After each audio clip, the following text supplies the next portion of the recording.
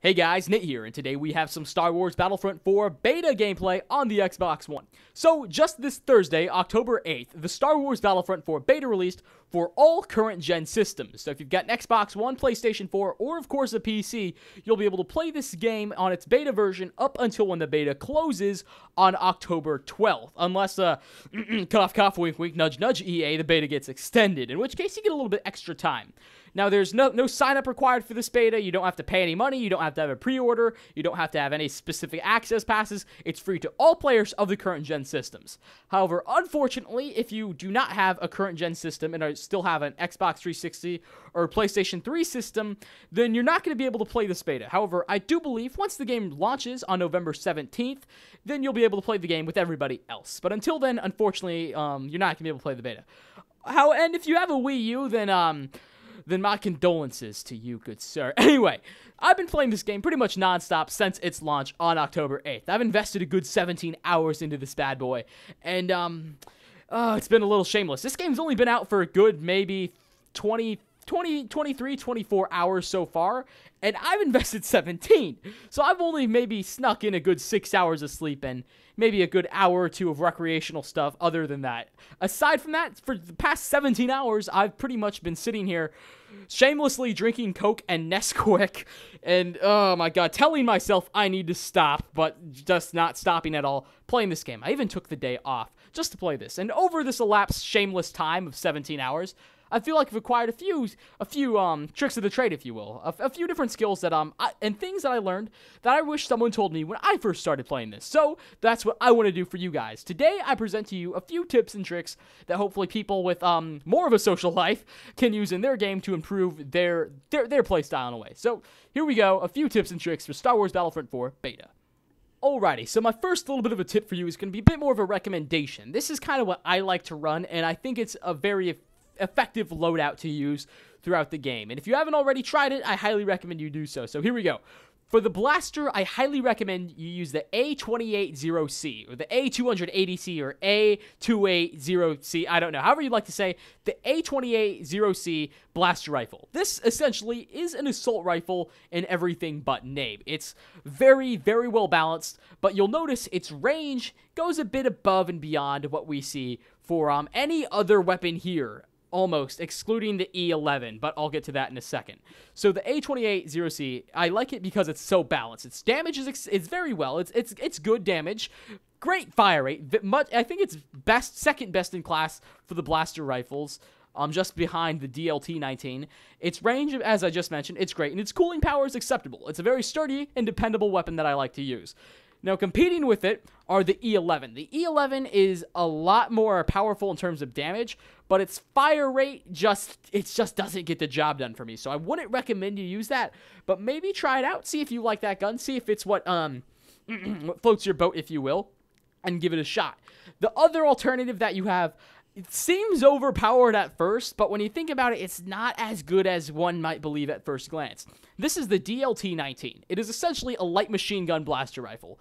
Its rate of fire is exceptional. Its cooling power is horrific. Its range is okay, and its damage is pathetic. This gun, its time to kill would be terrible had it not been for this gun's extreme rate of fire, which is very, very good. It is the best in the game that you're gonna see, but the nerf that it takes to damage and cooling power are just too great in my opinion. I wouldn't recommend it. When I first started playing, I was getting torn to pieces by this gun, and I'm sure a lot of you people might have suffered the same thing, but I highly encourage you to resist the temptation of using this weapon. Lastly, that you have competing for your blaster rifles is the DH-17. This is a blaster pistol, essentially. This competes with the A28C better than either the E11 or DLT, in my opinion. Its damage falls a little bit flat. Its rate of fire is actually better. I was wrong. The A280C is third best in fire rate. Its rate of fire is good. Its damage falls flat in a sense. Its range isn't what we're looking for, and its cooling power isn't really there as well. It's a nice weapon to use. It looks pretty cool when you use it, I'll concede that. But I just don't think this is what I like to use. However, this is probably This weapon would probably be my second choice. All right, now for star cards. Star cards essentially give you pieces of equipment or abilities that you can use on the battlefield. And here, you can select 2 of them, and here are my 2 recommendations to you. Number 1 is almost a must-have. This is called the Cycler Rifle. This essentially is a sniper rifle in a sense. It's the closest thing we got in Battlefront 4. It doesn't kill in one shot on most occasions. Sometimes it will. If your enemy's a little bit damaged or you hit him in the head, boom, they're dead. Hey, that rhymes. But most of the time, what you'll find yourself doing is using that weapon, shooting someone, getting them damaged, and then pulling out your A280 and spraying them with that. And that works ridiculously effectively. Because normally, it's going to take you a good 7-8 shots. It might even exhaust your entire weapon's cooling power or energy to shoot an enemy at a long distance. Well, the Cycler Rifle is the answer to that problem, and it does it very well. Next up for your star cards, I've got 2 things competing for second place. Number 1 is the Thermal Detonator. This is what I recommend. However, it's up to preference.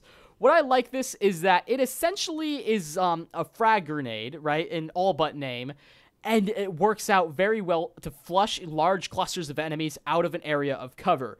Usually, you might even get 1 or 2 kills per game with this, but what its main use is just to kind of distort and make your enemies scatter like ants and allow you to pick them apart with your A280 and your Cycler Rifle. Very, very nice combination. However, not far behind it, I should say, is the jump pack. This is what it advertises itself to be. It is a backed-out jump pack that allows you to kind of boost a little higher, get up to those higher mountains, useful on the map Hoth that I'm playing right now. Very useful to evade enemy gunfighter, but sometimes it doesn't work too well because it's very difficult to shoot when you're mid-thrust in this weapon.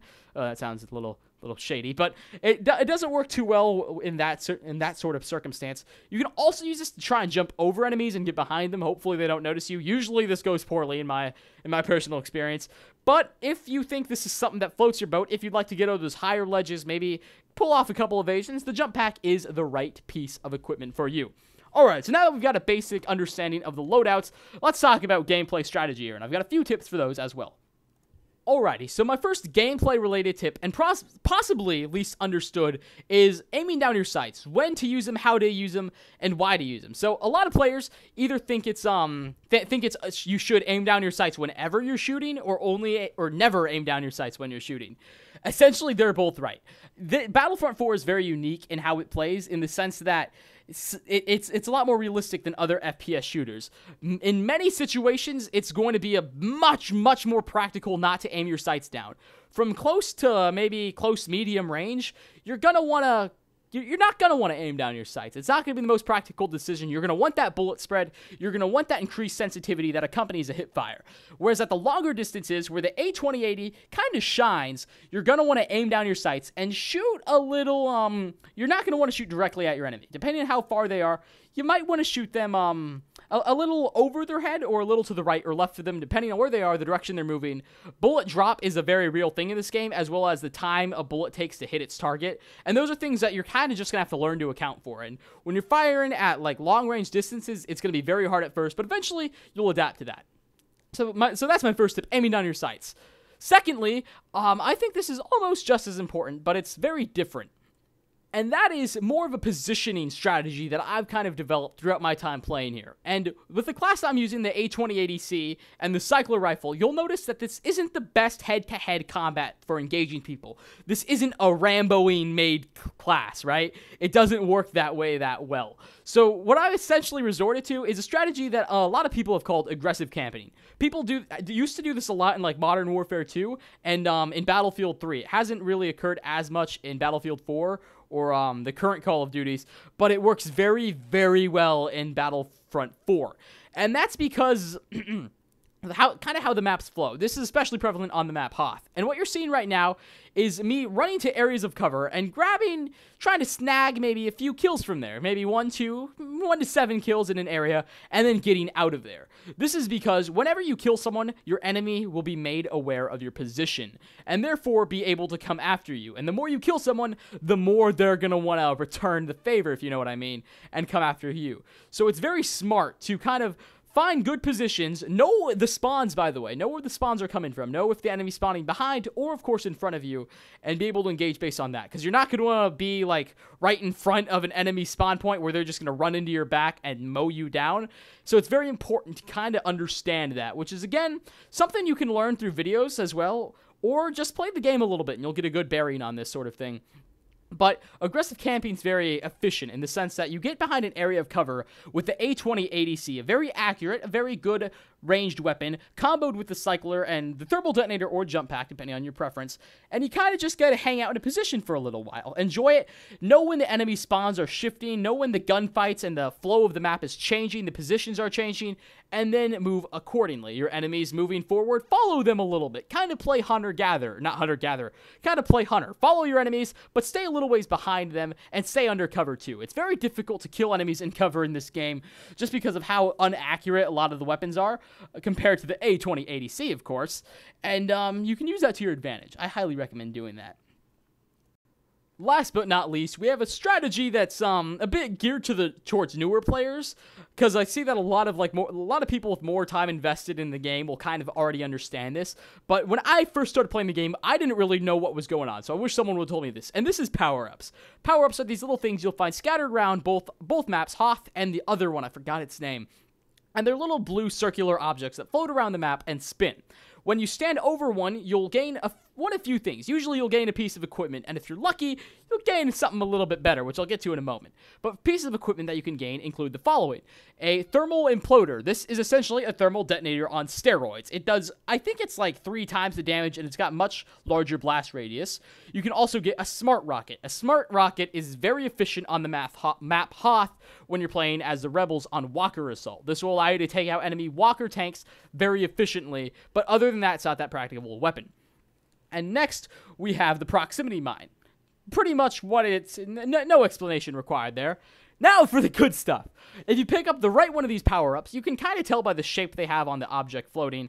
You'll be able to acquire either a Jedi Knight or, I guess you could call it a Sith Lord. You'll be able to play as your faction's hero. So either Luke Skywalker or Darth Vader, depending on whether you're the Rebels or Empire, and you get to play as those guys. And that is incredibly fun. I didn't know how to play as those people at first, and when I first discovered it, I was psyched. It's both of the characters, Luke and Darth Vader, they're very OP in a sense, and you can have a little bit of fun with them. I don't really have any tips on how to play as those, because frankly, I'm not that good with it, but maybe a bit more of the experienced players can get their bearings on that a bit easier than I can. Nextly, this is an exclusive for the Empire, is you can actually get in one of the Walker tanks on the map Hoth. So if you've played the map Hoth so far on Walker Assault, you see these big, gigantic Walker tanks walking around. You can't really get in them unless you acquire one of these blue power-ups and get inside of them by pressing LB and RB at the same time. When you're in these bad boys, as you're seeing in the background right now, man, no explanation required. These things do a lot of damage. And lastly, of course, you will be able to occasionally play as someone in a TIE Fighter or X-Wing, depending on your faction, Rebels or Empire. You'll be in basically a spaceship. I'm not good at this, to be quite honest. I try and stay away from these, but maybe some of you players that are good with the jets in Battlefield 4 will have a bit better understanding of those than I do. Anyway, those are all my, I guess you could say all my tips to newer players that I have so far. If you enjoyed this video, please, if you like it, put a like on it. I'd really appreciate that. Anyway, thank you so much for watching. I hope to see you in my next video. I'm gonna try and get another Battlefront 4 video up tomorrow, or maybe even a little later tonight. So please be on the lookout for that. Anyways, guys, thanks for watching. My name is Nate, and I hope you have yourselves a fantastic day and enjoy the rest of this game's beta. Bye-bye, everyone.